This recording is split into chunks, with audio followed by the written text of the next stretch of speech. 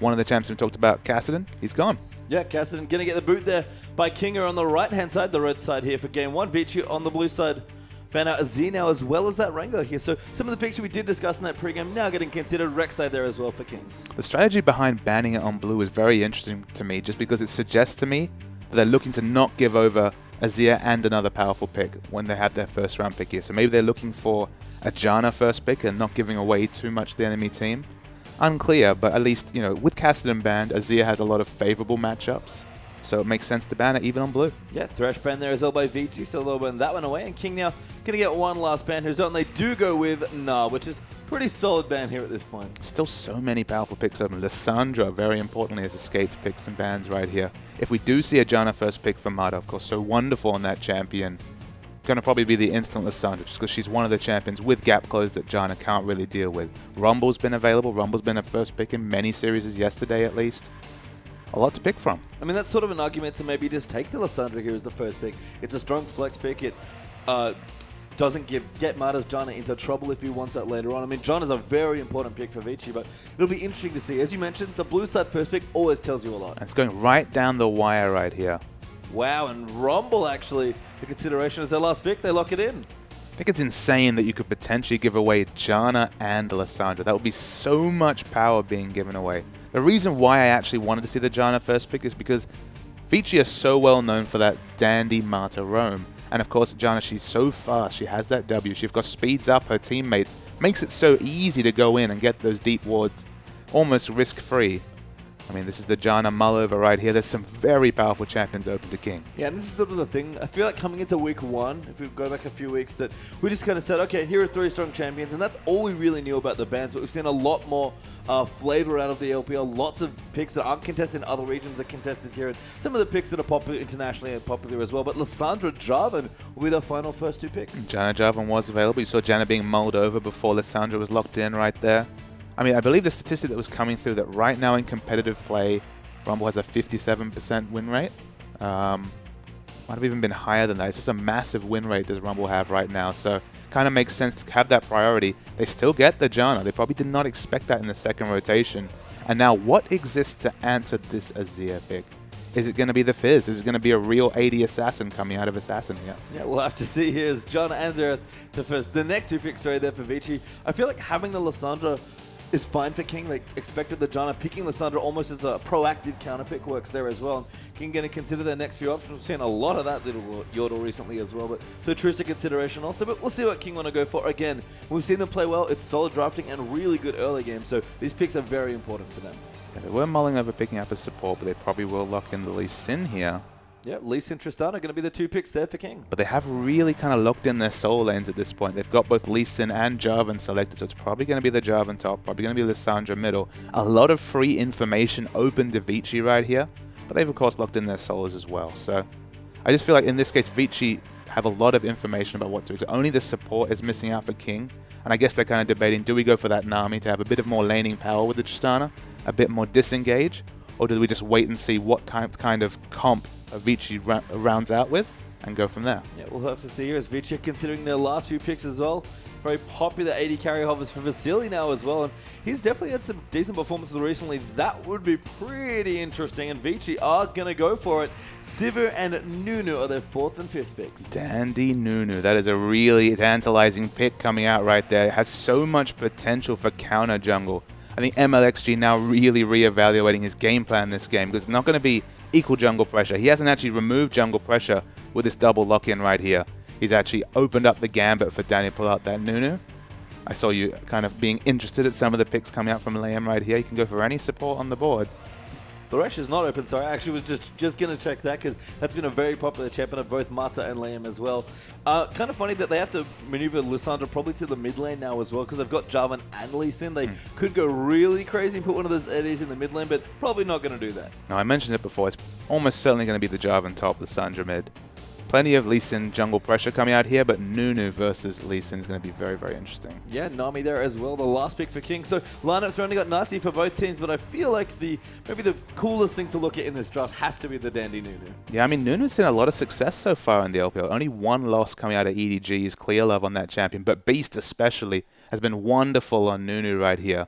it just puts a kind of a different dynamic to the game. Because Nunu, not the biggest ganking jungler. He can go in, throw a snowball, irritate the enemy laner, but hard to get those really successful ganks until you maybe use kind of his ability to take down objectives, to get aggressive wards down with that sight stone, and then the absolute zero in vision is a sight to behold sometimes. Yeah, I actually really like the AoE combo in general. The absolute equalizer there from the Rumble and the Nunu. There's a lot of AoE pressure you can put on. We've seen Janna Nunu as well be a really big zone control tool. So Snake, you mentioned with Beast Nunu, did this already. This is a really cool, very zone control, vision-oriented comp for Vici. Kind of exactly what we expect from Dandy and Marto. Actually, I mean, it's the kind of the additional effects to the absolute zero that actually get underplayed perhaps, between the AoE slow, the AoE attack slow as well it has there.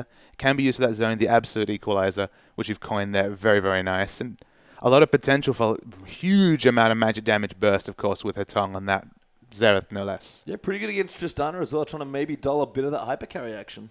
Absolutely. We'll have to see here what we are going to go through. And a really interesting game between these two teams. Very curious to see how it goes, but we're going to get into it right after this.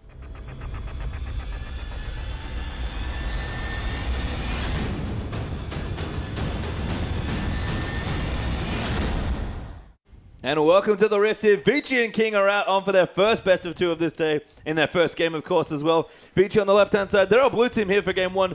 King over on the right. They'll be our red squad. And the Dandy Nunu has finally reared its head. We see that Yeti sauntering towards the mid lane right here. It'll be interesting to see what sort of level 1 action we have. If we follow the theory, King should be very proactive in the early game here, just because having predictable pathing on a Nunu just helps you so much in the early game. Oh, good ward kill there for King as well. So do draw first blood in a sense, taking that out, but they'll put a few more wards through the jungle will Vici, trying to defend off this blue that's getting very heavily invaded now by King. Yeah, they have one very aggressive ward towards the mid turret here. You have to think they're going to go for the lane ward as well. So they really want to get the lanes there, what they want here. They really want to keep this Nunu on the back foot, because we've seen in that Beast versus Gamti match just how much damage a Nunu can get if he can move freely in the enemy jungle. Yeah, and this is sort of the recipe early on for King that I think we're looking for. A lot of aggressive pushing through the jungle for vision, early wards down to spot the lane swap, put Whoosh on a hyper carry like Tristana. It was Twitch in the last game against Snake when they won. And, you know, find your good lanes, get everything going, get exactly where you want to, and play a really solid 10-15 minutes and win from there. And all of that was on display in the match King had against Snake. The game one there, where they really out-rotated a Snake team, has been really on point with their rotations so far in the LPL this season. Strategically outthinking a team like Snake that's been so aggressive. Of course, we saw that wonderful first game against OMG with so many kills coming out of Snake. The power of Snake's rotations. They were doing some interesting thing. And Vici, they're looking for the re-engage here. Yeah, I mean, intelligently re-invading their own jungle so they can make sure that no one from King's there to steal the buff. But King with a beautiful ward placed down by MLXG, spotting all 5 members going through. They know exactly the lanes that they're getting, and so their jungle started pretty much how they wanted it to. Yeah, it looks like we're going to have standard lanes, of course, inverted across the map right here. We'll see the Rumble versus Jarvan matchup in the bottom lane and 2v2 action in the top lane. One of the reasons why I really did expect this Nami pick is just because it gives Tristana a bit more laning power. It has a bit of disengage for the late game, but it has that heal. It has kind of that laning presence that few other supports can really give to Tristana. They're still going to really struggle against this Sivir Janna lane, but they'll do capably. Yeah, Lucian will just complete his blue buff there as well. Didn't have too much help with Jarvan being down towards the bottom side of the map. So a little low in health there is MLXG, but he should be fine on Lee Sin. That was not what I expected. I thought King had gotten the 2v1 swap they wanted, but instead, Vici being very patient and grouping around the mid. They're going to get the lanes they want now, and we'll invert the standard lanes just like you mentioned. Oh, to some degree, it was quite a high-risk strategy, re-invading at that late time. They could have gone wrong. They weren't, of course, working with complete information, but it worked out. They get the lanes they're looking for, and at least in terms of lane matchups, they're actually quite far ahead. Yep, so it'll be interesting to see when they move around again to maybe look for that dragon around 10 minutes, but we'll farm up here. Tristana, not too uncomfortable against Sivir, especially if they can keep the wave trimmed in a good spot and counter push a bit more in the mid as well, even on CS there. The jungle is just doing their own patterns right now, so nothing major breaking out, although there is a little bit of an early CS lead here for Vasily. And in a 2v2, I do agree with you that Tristana versus Sivir is a decent matchup, but I mean, just reaching that minimum standard, you know, you mentioned they're keeping the wave push. That's so difficult when you have, of course, the shield coming out from Mata giving effectively free AD. It's going to be scaling up towards a free pickaxe very soon, around level 5. And then Vasily will have free reign to push in here. And, of course, it should give the Nunu plenty of space and opportunity to go and do some aggressive counter jungling on MLXG's Lee Sin. Yeah, and acceptable but not exciting perhaps there in the top lane. As Sky now will CS under his turret. Very nice using the Jarvan passive. Does miss one there, but he'll be okay. And very even here. Carry pushing quite aggressively early on. And this is a really weird top lane matchup. Yeah, we have very aggressive pushing from both the top and bottom lanes. It's only Xerath at this point is being pushed in. Once he gets a few more levels in the queue, he'll also be able to push out his lane. And with 3 pushed out lanes and Mata and Dandy on your team, the vision train might start coming very soon. Yeah, you kind of hinted at it already. Pushing out those lanes gives Dandy all of the space he could ever want here. He is going to Mundo it up a bit and go where he pleases. Just going to place some wards in towards the Grump and Blue intersection there as well. So hasn't done too much counter jungling, but again, have all of the vision and knowledge that makes Dandy just such a good jungler. A lot of mobility on this Vici team here between the Blood Boil and, of course, all the movement speed that Janna gives on the hunt coming out from Sivir. You don't really see the AoE wombo coming out of the Equalizer right there. And you mentioned it before. It might actually be a lot required from the Absolute Zero, but Wushin's going in. Yeah, Wushin going in already. MLXG going to chase in. Q onto Mata does land, but he does actually safeguard away. Not wanting to chase, just a good bit of trade damage there on the top side. A very successful gank, though, for MLXG, just because it relieves so much pressure from this Sivir Janna lane. So putting Sivir Janna on the back foot, of course, Janna, when she's in a winning lane, providing that AD, topping off that shield, it's really good for your AD carry. But when you're behind, of course, doesn't have many other laning tools. So it's a massively successful gank there for Lee Sin. Yeah, Carry in the bottom getting aggressive onto Sky, but they'll just trade hits back and forth here. Carry actually ahead by a couple of CS, so doing well here, pushing hard into the bottom side of the map. Vasily did also burn his 2 summoner spells, by the way. Does go back and get a pickaxe, so he'll be a bit happier here as he returns back to the top lane, but looks like King is going to swap it back. Yeah, I mean, Sky and Carry is a very farm-orientated lane just because Jarvan, he works best against really squishy champions that he can instant burst down if he gets a bit of early AD. Against this Rumble here, if he ever uses his gap closer, his flag and drag aggressively, he's really in danger of being reverse bursted down once the Equalizer comes available. So expect him to play pretty passive, uses regen here just to queue under the wave and get as much CS as possible, but probably going to see a very strong Rumble coming out at the first Dragon fight. Yeah, and always a scary thing as well as Wush returns to the top lane. Also didn't go for the swap back there. Instead pick himself up his own pickaxe and return to farm in towards the top lane. So King have kept their turret up the top pretty healthy, I believe, but which has suffered a little bit on CS early on. Mid lane as well, dead even actually as they build up to what we can only assume is a early Morellonomicon. Yeah, absolutely, double Morellonomicon, very likely between these mid laners. That ult there, Lamb could be in trouble. Last ball does land, the flash comes through, and Vasily, that one auto attack was not enough to kill the Nami. Yeah, the roam from Hetong is different from a Kassadin roam. He just needs to go about halfway up the river right there. Gets so much damage down. It looked like that last ult charge might even have killed Nami there, so had to flash.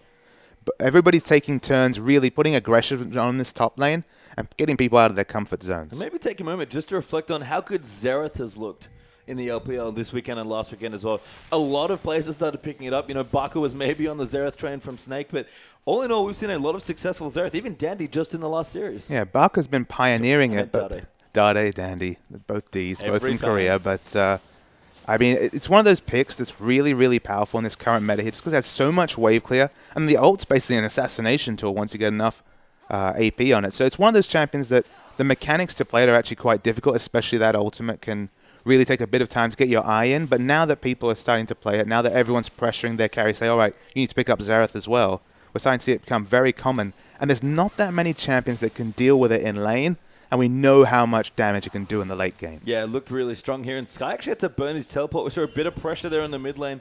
So Jarvan attempted to help in. Cancelled it, of course, so has a slightly reduced cooldown. But early action here, Sky down the bottom onto Mata. That's very low there. The Cataclysm also coming in, forcing the flash out. That was Carry will return in kind with the telebot. It was a wonderful exhaust coming from Mud. It completely negated any of the damage from Cataclysm right there. There was the longsword in the inventory. It would have done about 200 burst damage, the Cataclysm right there, but Exhaust completely negating it. Very good use of summoner spells, and Marta lives to die another day. Yeah, Hetong with his blue buff now as well. Going to continue pressuring Assassin. And again, these mid laners have really farmed it up in the early stages. Assassin going to walk over and get his own blue buff there as well. Will get spotted up by a ward. The ult not up. Hetong actually used it. I wonder if he's going for a steal. No, it doesn't look like it. Assassin will pick up the blue for himself. MLXG kindly donates that over to his mid laner. It's a very big strategic outplay having Vici rotating their bot lane down back to the bot lane here, just because Sivir and Janna, there's nothing that a melee range top laner like Jarvan can do in that 1v2 situation. And of course, they give themselves the dragon control there. So it's a double win from Vici. Okay, they don't have the teleport up on carry right here. Of course, the Equalizer is such an important tool at the dragon fights. but it's still a very nice strategic outplay by Vici. Yeah, and they know with both the cancels coming through that Sky doesn't have his either, so we're going to be 2v2, maybe 4v4 unless people start walking down from the top lane. So King going to settle in to continue farming these lanes here. Whoosh actually even now on CS with an Avarice Blade for Tristana, so on the way here, but again, we talk about it all the time with Trist. So important to not just get the 2 items really, but make sure you get to 3. Absolutely. The Avarice Blade might indicate an early static shiv there because static shiv does give her a little bit of mid-game power. Of course, the power trough is still a very relevant thing until at least those 2 AD items come in. But of course, he does have Dandy with the Blood Boil here to help him get over some of that power trough in the mid-game. With the Blood Boil running, with those big AD items, Tristana very relevant in the mid-game here. But there's a lot banking on this Tristana. It's the only consistent damage they have on the King side, apart from the burst of their top and mid laner. Yeah, unfortunately, unavailable to King unless Dandy breaks the game and misclicks horribly. Of course. My mistake. He's going to clear out a ward as well. That's actually what I wanted to ask you as well. What does the Blood Boil really do for this Vici team, apart from get some of the more melee-focused champions in close range? I mean, Sivir, of course, will always be closing the distance right there, and having extra attack speed on her doesn't help her with her tank-busting ability. We've actually seen Jarvans really deal well with Sivir if they stack armor, get on top of her. She doesn't have a lot of options there. So maybe they'll actually focus on using it for repositioning of someone like Carry. If Rumble can get into the perfect spot, overheat with that equalizer, apply the Zhonya's, the Blood Boil is successful. And just, as a mobility tool, the attack speed doesn't always have to be a relevant statistic. Yeah, for sure. I mean, Blood Boil is still a very strong ability. But it's just interesting to see that, not quite the Aurelia Nunu, which I think was a combo we saw in the LPLs. We return down to the bottom lane, even CS still for these AD carries who are really going at it. And King's bottom lane, are definitely getting the better of this push. Now, I assume Whoosh is maxing Explosive Shot here, or at least has a number of points into it. And that is going to make the early counter push here as he gets more levels quite a bit easier. Yeah, it is the Explosive Shot max right here, and Vasili's not looking to push in the lane. Of course, he has the option to do it here, especially when he's topped off with mana for the extra AD. But there's not always a reason to auto-push every lane. It sometimes puts you in really risky spots with jungle ganks.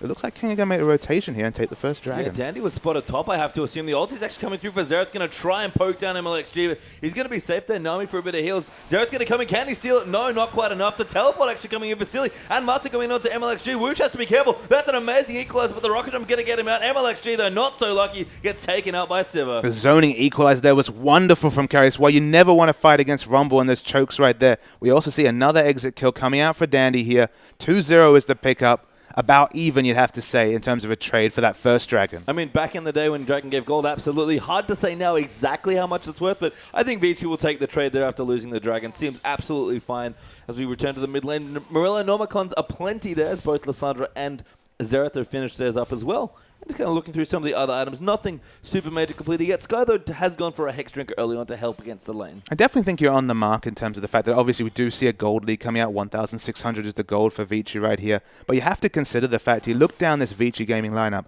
both Rumble and Sivir on this team means they're looking to monopolize dragon control. So being able to get that first dragon, get that boost in stats, right now it might not be a big deal, but if we do see the next 2-3 dragons going to Vici, as you'd expect given their vision pedigree and of course the comp they've picked up right here, it might be invaluable, those extra 6% later in the game. Yeah, it's kind of a weird thing to quantify as well. We know that the 5th dragon's really good, and of course the only way to get to 5 is to take the first 4, so maybe the stats a little tricky to work out, but just the fact that you have one and the opponent doesn't that's easy. That's absolutely important. And before the season started, there was a lot of people kind of speculating that, all right, games don't usually go long enough for the 5th dragon, but we've seen a lot of 5th dragons being picked up in the LPL so far here. The game time has increased about 5 to 10 minutes from previous seasons, so it does become a relevant concern.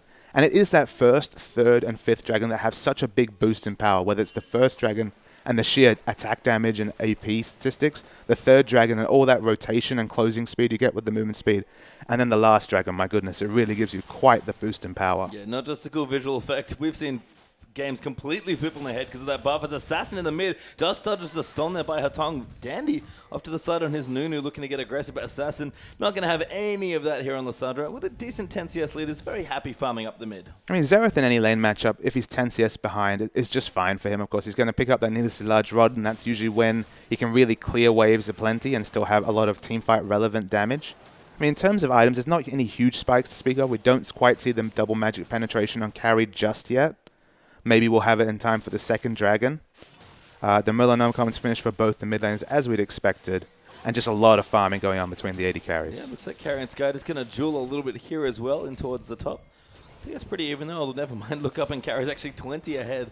It's looking good there with the early Seeker's Arm. Got to help mitigate some of Sky's damage. And double magic resistance items there for Sky. He's definitely showing that I'm struggling a little bit here against the early Rumble pressure. Well, it's one of those issues that Jarvan's quite a linear champion. He's going to use his EQ and R to engage a team fight, potentially from over 1,000 range. See a lot of people poking on the mid lane here. He's going to have to walk through a Rumble Equalizer, through the Absolute Zero, to some degree through Xerath's damage right there to get on top of that AD carry, so he needs that early magic resist. Dandy popping in there with the ultimate from Xerath as well. Can he dodge the last bot? It's not enough damage. The tier 2 turret shield actually helping out there, but a really nice little play there from Vici to try and get a pick. And Tong was actually sitting on just over 1,600 gold. That Needless Large Rod would have been the difference right there. Very nice movement from Dandy. The aggressive wards start coming here, Patreon. This is what we speculated before the game. Once they start to open some distance here, Vici's going to try and monopolize vision in the back line. Yeah, Lamb forced to flash, and Vici will get their first turret of the game. In fact, the first turret of anyone at all in this game, and the crucial mid turret being taken out there as well. Dragon not quite ready yet. It's going to be a couple more minutes until we get there, but Vici is starting to already look like that big vision control team that we talk about. I mean, just look at this mini-map, Patreon. The map is littered with wards, either in the red side, top side, jungle right there. All of them aggressive wards, and this has been Vici's standard. Whether they're winning or losing, they always have wonderful ward control, and that opens them up to getting back into games, to contesting every objective, to strangling enemy teams out of any possible advantage. Yeah, Wushso does have a BF sword now for himself on the Triss, so getting a little bit better here. Again, Tristana does take quite a while to power up, but looking good so far. Be curious to see if Wish wants to go for a quick Infinity Edge and just really hold on to the Avarice blade, but we'll have to see here. Vasily comfortable, goes back, gets his IE, and the CS from the AD carries equalizes. Absolutely, and there's not a lot of CS between those two, and that's the big deal here, is that, of course, Sivir is expected to win lane by about 20 to 30 CS right here, so that the amount of time when Sivir is considerably stronger than this Tristana is getting shorter as the match goes on. We'll have to see. Checking in with mid just briefly. Assassin up about 12 CS there as well. Both of them have actually gone back to shop, and needlessly large rods are completed, so big amount of poke for Xerath and burst for Assassin have come through as far as AP damage goes. So there'll be a much bigger threat here. So Tong, actually, that's a beautiful stun. And now Dandy going to come in as well. Actually, might turn it around. That's going to force the flash hit from Assassin. Can't dodge, does dodge the last bullet. Never mind. Dandy going in, does pop his ultimate, snowballs as well. That's an amazing ult though from Lissandra to save herself. But Tong's on there with the W and cleans out Assassin's Lissandra. Yeah, Dandy saunters in on that Yeti, and they do pick up the kill here. And MXG's in trouble. That's a ridiculous amount of damage. MLXG forced off his own tier 2 turret. They're way back to base, and with Dragon up in 40, that's a great bit of pressure from Vici. Yeah, that first Dragon is going to start looking invaluable if they can keep up this amazing vision control here, Vici. They've opened up the enemy red buff. They're going to take that. You have to think the Dragon's going to be largely uncontested because there's so minimal warding coming out from King right here.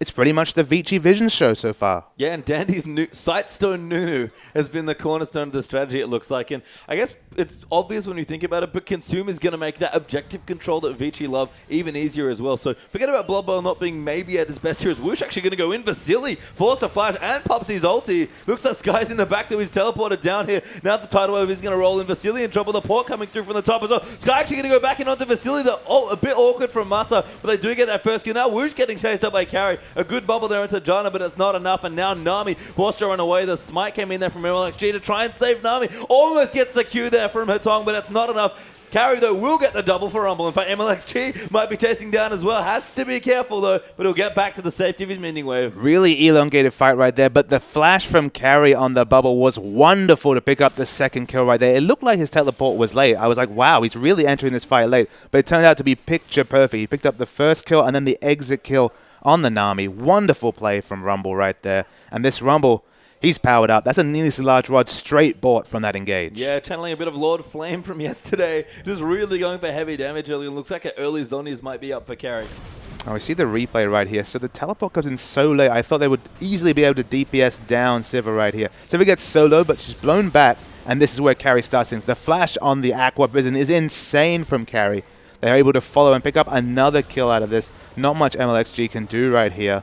The snipe's so close from Hatong as well, but that Rumble is going to be insane this mid-game, and this is not a objective that King can realistically compete with. Yeah, no, so Vici will secure themselves their first dragon and the second of the game. King don't want to go anywhere near this powered-up Vici lineup in the mid-game, and Carry is casually going to walk through mid up towards his top side of the map as well. Still about 20 CS ahead of Sky, who's still working on this Jarvan, and we've seen this a couple of times. Lane Jarvan, it's a great blocker pick when you get it in a draft. It's a good flex pick, but man, do you feel like your lane's just always so rough. Well, we saw Flandre playing it, and he was happy to opt into really bad matchups. He was in a 1v2. He was just kind of sauntering around. He's behind in CS.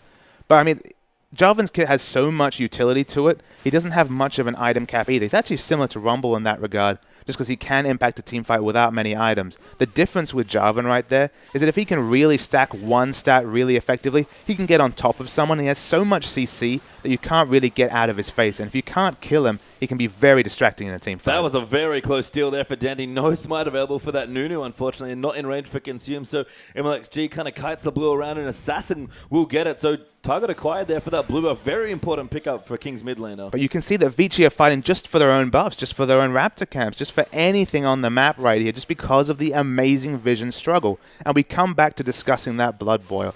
It's not for Tristana, okay. I've worked that out so far, pastry time. But what it is for is it doubles down on Vici's movement and the map movement. They're so good at going into the enemy jungle and getting those aggressive wards, and they're able to do it consistently with so much mobility. On the Hunt available, Blood Boil available. Already a very mobile champion as Carry. It's only really Hetong here who's a bit of an immovable artillery, but when he has so much freedom to farm safely, to get those big AP items, he already has that death cap here at 20 minutes into the game.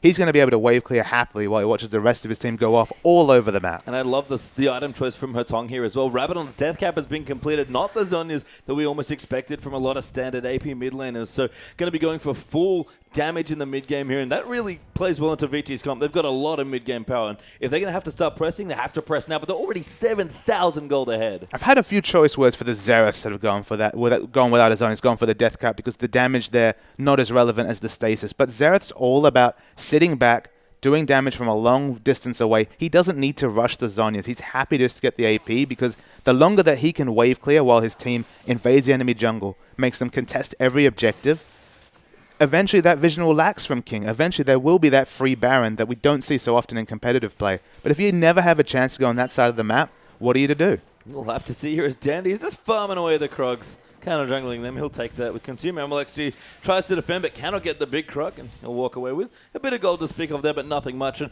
I think the best way to illustrate what's happening in this game is we see Vasily split pushing down the bottom. Just look at the minimap, Papa Smithy. Everyone from King is basically in their lower third of the map. And there's so many nice defensive wards available here for Vasily that he can basically do whatever he wants. The Janna comes next to Vasily. They have so much mobility. They can pop on the Hunt if there's too much pushing. And even Hetong zoning right here, stopping anyone from entering the lane. It should be a free objective. And getting that inner turret there in the bottom lane, the Baron Vision, it was already in a wonderful situation, but it's just starting to extend. I mean, we're bordering on a flawless. As Woosh almost gets sniped out by Hetong's ulti, was a couple of damage away from getting all rocket drum straight back to the fountain and try and get that health back. But I'm just noticing now as well, Vici played such a strong game that they're looking at a flawless victory potentially. Yeah, flawless victory. No kills on the board, no objectives, the one dragon we have to mention. Nope, never mind. The dragon does ruin the streak, but still a strong performance. Absolutely. It's not going to be a complete shutout, but it's not going to feel much better. That's not really much of a consolation prize for King at this point. No, and King with a lot of aggressive champions here. I mean, Tristana does need to power up, but Lee Sin, Jarvan, and Lissandra all have really strong pick. That's a good kick back onto the facility. He flashes out, though. MLXG just gets eaten there by Rumbles. Damage the tidal wave in a little late, and Danny just speeding in with On the Hunt. We'll throw some snowballs out under the tier 2. Yeah, choosing a team fight is not what King want to do right here, but they can't really afford for the siege to come through and for them to lose turrets. We see Dandy styling in the mid lane a little bit with the dances on Nunu. That's kind of indicative of the fact that King are kind of in a bind. They can't really do anything at this point but watch their turret fall. And respect to MLXG, that's sort of the play you have to make there. He got a good target for Vasily, but Vasily did have his flash available. If he did it again in a minute, that might be a different story, but he was able to get out easily. Vici take another turret here in this game. Now 5-0 in turrets and 7-0 in kills. Dragon up in a minute 35, and King struggling a little bit, have not had the big, strong landing phase we might have expected. It's one of those Season 5 situations where you look down the items in the CS right here. They're doing very respectable here at King in terms of picking up items, in terms of staying even despite having such a vision disadvantage. But the big issue is that when it comes to movement on the map, They're completely strangled out. They're fighting just to get to their own Raptors, and that's a huge issue for the team. Yeah, and the gold lead is actually sort of ridiculous for Vici.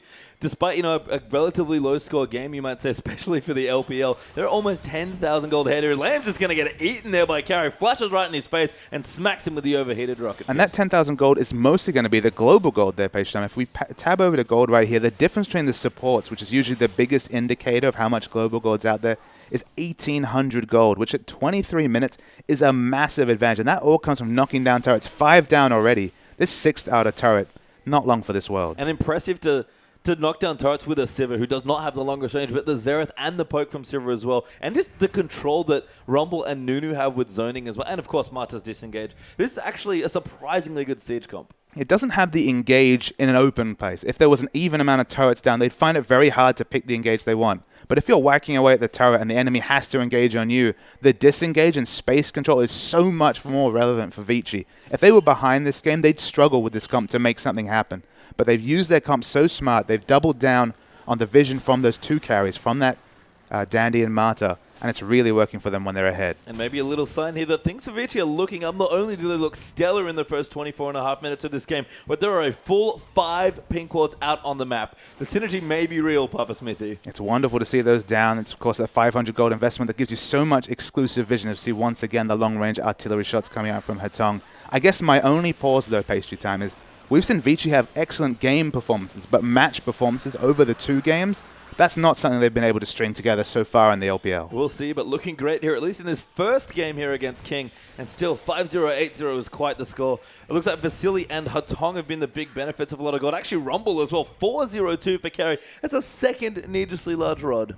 Yeah, I mean, it's almost 3,000 gold between the top lane and Pastry Time, which is a massive amount. And Rumble, I mean, we talk about how well he operates when he's behind. He's still a relevant force. He scales very well with the AP when he's ahead. So any sort of structure fight, anything over a neutral objective like Dragon or Baron, it's going to be some explosive damage from that equalizer. Yeah, we'll see here. I believe 3 dragons done for Vici now. So no, just the 2. King do have their first one as well. MLXG is scouting in towards the top lane, trying to clear out some of these waves a little bit more. But again, so scared of walking through their own jungle. And Vici have done such a great job forward ordering. This Baron might just fall without a contest from King. Yeah, it might do here. We see everything's out. The Scuttle Crab's dead. The pink wards are down on the map. They have aggressive wards. They have some idea of where the defensive positions have come from King. King are probably going to make a desperation initiation soon, but it's going to be in full vision. It's so hard to get a pick with this pick comp, with the Lissandra, with the Jarvan, if the enemy team has advanced warning. And it's just such a Vici team comp. I think it's the best way to put it. If we think of Vici as really being Dandy Marta and some other guys who are playing much better than they were a few weeks ago, looking great together here, this is the type of comp that we expect the big utility Vision Kings to play. Yeah, they got that Janna in the second rotation. I think they were really surprised to see that there. It's opened up a lot of potential, and it looks like the fight's coming, though. Oh, and Vasily just spell shields that tidal wave off to Assassin in trouble now as well. Almost gets taken up by the Zeratos. He's Skyforce out as well. Carry just pop the equalizer. He's going to go in with the flame shoot of Vasily. Now onto Lame. He's forced to flash out as well. And Dandy, he wants to go in, but doesn't quite do it. Vici forced him off a turret, and that might just break the base. Yeah, the equalizer there wasn't actually what they were looking for, but it did the intended result. It stopped any aggression from coming in, and now everyone backing from King at the same time means they're going to rush down this inhibitor turret. Yeah, Janaralt and Nunuwalt still up as well. Dandy just going to throw a snowball into which say, get out of my face as we take your inhibitor turret there as well. Can't get the inhib yet. Sky is going to get poked a little bit there, a little bit more as Hatong joins in as well. But Vici again, slow, steady, methodical, clean out the vision and just push you back towards your fountain. And worth noting, this is a Sivir comp, so while it has a lot of wave clear, it's quite poor at actually taking those turrets. So to take an inhibitor turret at 27 minutes is actually a massive boon for Vici. It means that whenever they do get that inevitable team fight win, they can rotate, pick up the inhibitor, and potentially they'll win here. So a massive win getting that inhibitor turret. And that may have been a result of just maybe a misfire from King or the fact that they know they have to go in. They're so far behind in this game that they made a move. Vici used their disengage tools perfectly, re-engaged for the fight and went in, and it was all good. But even Vici, when they've sieged turrets with the poke from Xerath, have still looked good. Both reactively and proactively, Vici look in complete control of this game. Whenever Vici gaming are ahead, there are no isolated events. Everything builds upon everything that's happened earlier. When you've had a vision advantage to this degree for so long, there's no, oh, we made one bad decision. It's, we're forced into a corner. We're standing over here. We're feeling claustrophobic on the rift here. And we make these decisions. And sometimes they come off, sometimes they don't. but consistently, if Vici can apply this sort of pressure, they will win far, far more games than they lose. Yeah, we talked about the poke before. Tong Xerath is rather far ahead of Assassin here. A full death cap upper it was before the need to see La Droga picked up by King ahead. A mountain of gold there for that Xerath, who doesn't even need a void stuff at this stage of the game. A lazy 550 AP. I mean, obviously he doesn't want to put too much of that damage onto Sky. He has a lot of magic resist stacking up, but everyone else is going to be deleted. Yeah, and you know, when your carries get poked off from a screen or screen and a half away, things go bad for you quickly. So Vici maybe going to set up the artillery again here with Xerath. Look to close out this game here. And again, still 6-0, 8-0. Baron is an objective. Dragon should be up in a couple more minutes as well. 3 damage items also done now for Vasily. Mikhail's done here for Matas Jana as well. I mean, even 8 is done for Dandy with a Glacial Shroud for a potential Frozen Heart.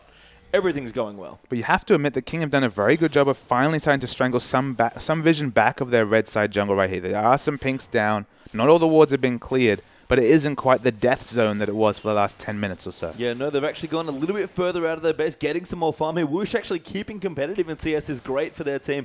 2.5 damage items done there for King's AD carry, so looking good as well. Also, Lissandra 2.5 as well. So King are a few steps behind here in general. They're 10,000 gold behind. That's not a surprise, but looking good. And if they can keep going, maybe 10 more minutes of farming, if this doesn't get any worse, King definitely have a chance with their more late game focused comp. And King, this settled lineup that top the LSPL, they have good players across the board, and if you look at the CS values specifically, if you ignore the top gold values, they look very competitive. They're not, I mean, you see that Sky is, 30, 40 CS behind. Everyone else is within a shout of their opponents. It's certainly not the 10,000 gold, but this is all macro strategy play from Vici. It's the Vici that we see when they're ahead.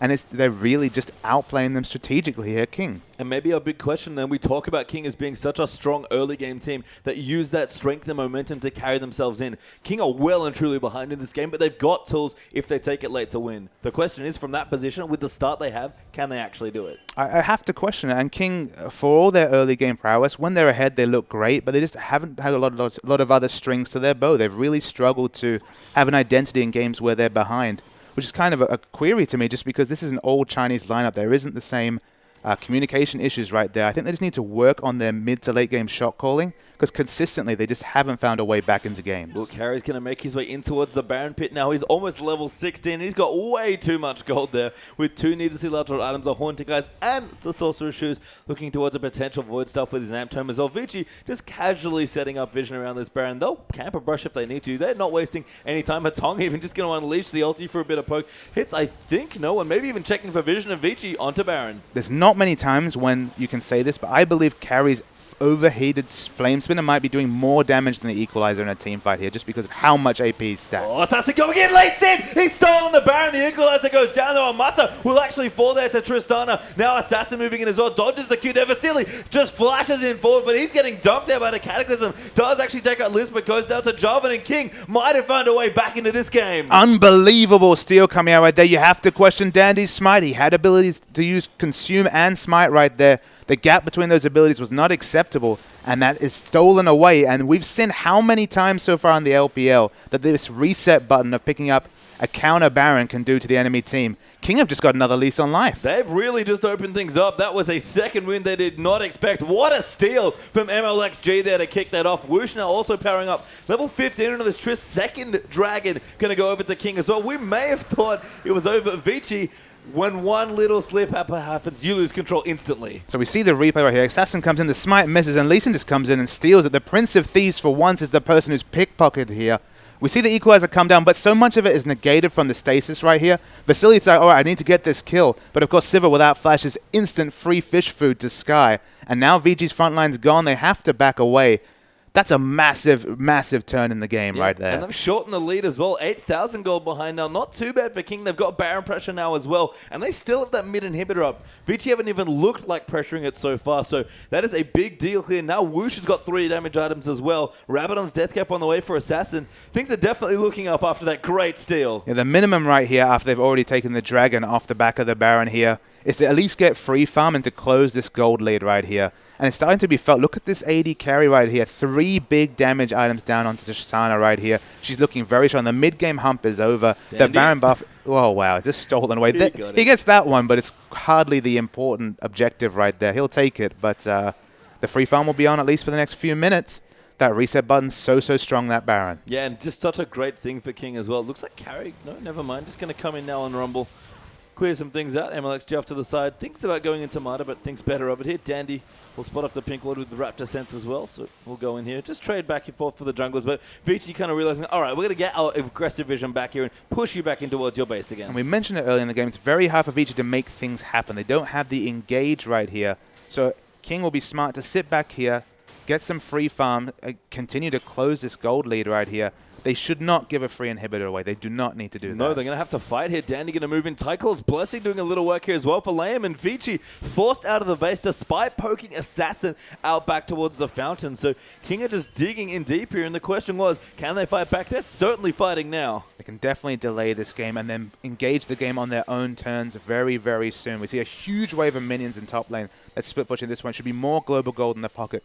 The idea of the perfect game's well and truly out the window right here, Pastry Time. Yeah, we simply instead have a game here as Vici still ahead, going to go in onto Assassin. He gets eaten there by Carry plus Xerath. Now Whoosh in a whole host of trouble as well, forced to jump out here. Dandy going to move in, Sky going to get slowed. Dandy with a good flush snowball. Vasily going to chase him for the damage, and Whoosh cannot get out of that as Vasily takes that. That's 2-0 Vici. A heroic equalizer coming out, doing so much burst damage that Assassin dies with his ultimate up. He, of course, has 5 seconds of stasis he could have used if he was able to get that first ability out. He couldn't. He falls, and you have to think the game's going to end right here. Yeah, Vici with the Blood Bowl. Nunu may be good after all here. Going to take out some structures. Still 3 members left for King. They'll fight back here as Lamb just gets eaten by the Rumble damage. Flame Spitter will turn him to a crisp. Vasily gets kicked back. That's not a bad start. Dandy, though, with a good op. Mutts are going to kick them out of the absolute zero as well. And Vici look like they can close out the game here. MLXG would have to make many miracles happen in a row. Instead, he just goes down. That's maybe the ace coming to Assassin. Doesn't really want to be a part of this. And Vici are going to take out the next and take their first game. You almost never see this sort of snowball coming out of a Rumble, but he's doing so much damage with the Flames, but they finish off the game right there. The vision play from Vici that game was textbook. It's the sort of thing that any competitive team could look at and get an idea of how to snowball a lead purely from wards. Getting so much gold advantage without just being ahead in terms of CS right there was super impressive from Vici. Yeah, and it's one of the things is that, man, it's so impressive to watch good teams play when they play like that. When you just strangle someone out, starve them off the map, and clean out all the resources for yourself, it just seems like the team looks untouchable. You know, we don't see flawless games in competitive league very often, but that was close to one until the misstep. And that's a weakness that Vici did not want to have to show to King. And Vici has been strong to a misstep all the way through the LPL. That was the 11th game that they've played. Their missteps have been quite pronounced, so let's not pronounce King dead just yet. They're in with a fighting chance in the second game. Vici have had a lot of trouble closing out series right here. And that window, we saw the Baron still right there. Anything can happen in League of Legends. Yeah, you said it, Papa. What Vici do not want is a 1-1 split yet again. So we'll be back. Can Vici go through for the 2-0? We'll find out as the game 2 between Vici and King is coming up after this.